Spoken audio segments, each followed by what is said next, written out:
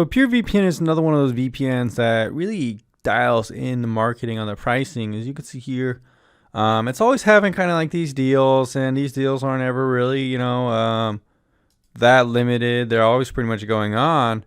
Get the fuck. So this is what the main page looks like. So it's gonna be here at $10.95, same price as private VPN. We do have that 1 year price. That's trying to rope you in. Of course, they're doing like a kind of weird thing here where you can't even see what the yearly price is going to be per. So it's going to be around 36, I guess 39. It's kind of, see how it's kind of blocking it. It's kind of annoying. But $39 for 1 year is pretty good. I don't really think this is going to be that exclusive, really. Haven't seen this all the time, though, so it might be a little exclusive, but $39 is a good deal for 1 year. 2 years is going to be, wow. So it doesn't even say the total price. Interesting.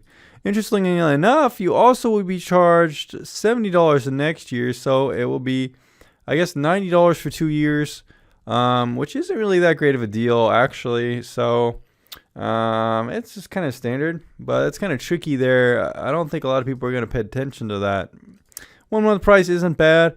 I mean, this could be worse. We do see a ton of options here for payment, which is good to see.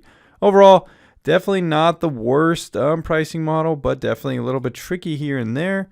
We do see a 31-day guarantee, which is kind of weird. I don't know why they just didn't make it 30. Well, anyways, overall, nothing too bad here, but just watch out for some of the finer print. PureVPN definitely has one of the most interesting kind of different apps that you will find from a VPN provider, mainly because they kind of work with a combination of complexity and also simplicity.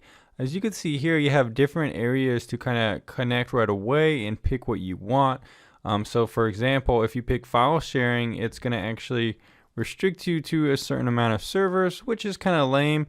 Some VPNs kind of adhere to this where you can only use certain servers. Some VPNs just let you use whatever server you want. Doesn't really give me good trust in their logging policies, and we'll cover that a little bit more later. But it is kind of cool how you do have this kind of visual tile layout. If you're a new user, this could be good to try. Streaming is probably going to restrict you to the servers that work with streaming, which is also very good. You can also see different popular websites here, which is very good. We'll be testing this later in the streaming compatibility. But I quite like the visual design of this kind of tabular interface. But PureVPN also does have quite a good amount of settings to configure. We have different protocols here that show you the differences between if you have more speed or security. That's nice. One thing is the app kind of loads a lot when you're kind of moving around, which is a little annoying sometimes. You do also have the option to configure the network type, as well as advanced options. You can configure the security, as well as the kill switches, which is very good to see. We also have port configuration, VPN hotspot feature, which can make your computer kind of into a VPN hotspot. I've tried messing with this before, but I couldn't really get it working. It requires certain adapters and stuff like that, I think. So you might be able to get working. I've never been able to get working. The beta feature here is split tunneling. So with split tunneling is enabled, only selected apps will use your VPN IP. So this is pretty cool. It's kind of similar to putting a proxy in an application or something like that. But it is a pretty cool feature. We do see that with ExpressVPN as well. Not a lot of VPNs have split tunneling. I'm not really sure how useful it really is. I mean, if you want to use a proxy in a torrent, it's going to give you better speeds. Of course, it's not going to give you that encryption, but with a VPN here, you also have that option with split tunneling. Just use VPN for your torrent app or something like that, or your browser, and not maybe for gaming, which it can be cool. I have this little beta tab, which will let you use the features like split tunneling. Port forwarding is a paid feature, but it is cool to see here if you want to connect to something that is remote. And that's about it for PureVPN. Overall, I quite like this application, and it's pretty good. It's been iterated on over the years. And a long time ago, this app used to be pretty buggy and not very easy to use, but I would say now it's one of the best apps out there. It's very easy to set up. It's very easy to use. There's a lot of settings to configure and a lot of things to work with. We're going to have to check out how well it works with some of these streaming services later on. But overall, I'm quite satisfied with this VPN application. Speeds for PureVPN aren't bad. I got a very low ping and actually a quite high download rate in this test. Now, the actual torrenting, is always a different story. Most VPNs are around 2 to 3 megabytes per second, but PureVPN was getting 3 to 4, so it's a little bit faster than some other VPNs. It's not going to be, God tier, not as quick as some of my tier 1 VPNs either, but it's going to be pretty fast. And for the price, I would say it's definitely good speeds and worth the money. So PureVPN's reputation is by no means spotless. This is ironically a blog posted by ViperVPN, but it's pretty much well known by now that PureVPN gave up logs on a user who was accused of harassing, cyberbullying, and hacking around. The case was passed to the FBI, who were subsequently able to recover a computer from Lynn's former reporter and put together trace data which showed that Mr. Lynn had been using PureVPN. He'd also been using Proton Mail. The VPN then approached PureVPN to help in the investigation. So this is an example of why jurisdiction doesn't matter.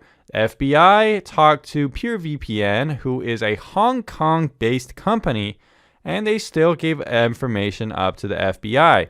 Is Hong Kong part of the 5 or 14 Eyes? No, it's not. It still gave up logs to FBI, even though it wasn't part of the 5 or 14 Eyes. So as you can see here, this is one shining example of how a VPN reputation is more about something you trust through research and what's been going on, not necessarily where it's based. PureVPN is a good example of a VPN that has kind of breached customers' trust by giving up logs it says it doesn't collect. PureVPN does have a logging policy on their website, and as you can expect, it's pretty confusing. It's one of the longest logging policies I've ever seen, trying to confuse you on what they do and do not collect, but at this point it just assumes that they probably do collect logs on you and probably know who you are.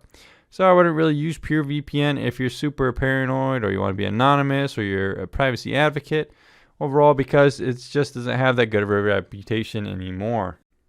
Not only does PureVPN have kind of a questionable policy because of its previous history of giving up logs, they're also kind of apparently owned by a company called GataTech based in Pakistan.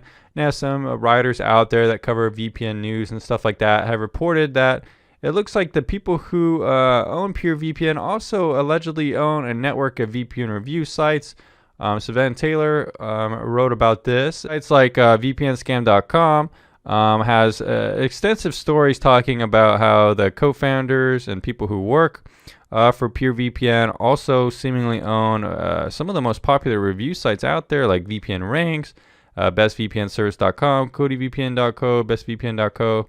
So that's a little shady that they own review sites. They don't disclose it. So again, they're kind of trying to mislead their customers, which in my opinion, I don't think is a good thing. Now, that's not to say that they're the only VPN company doing this. They're one of the only VPN companies that's been caught.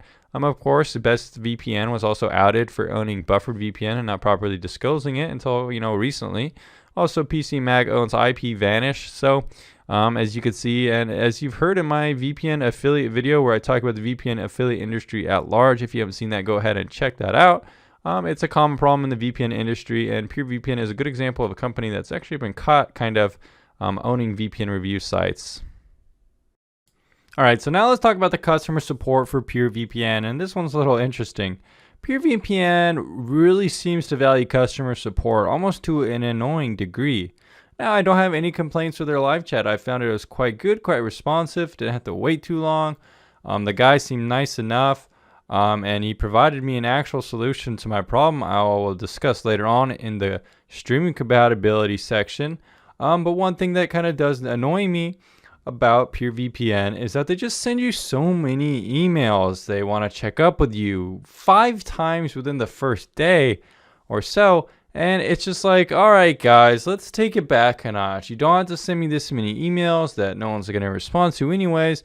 If someone has a problem, they'll seek out live chat. It's just a little bit overkill in my opinion, but I'm still not going to dock them for that really. I think they just could stop with so many emails. They've always been focused on so many emails, and it's a little bit scammy to me. I don't really like spammy, kind of scammy, spammy, whammy emails. So PureVPN, if you ever watch this, let's dial it back a notch. Thank you.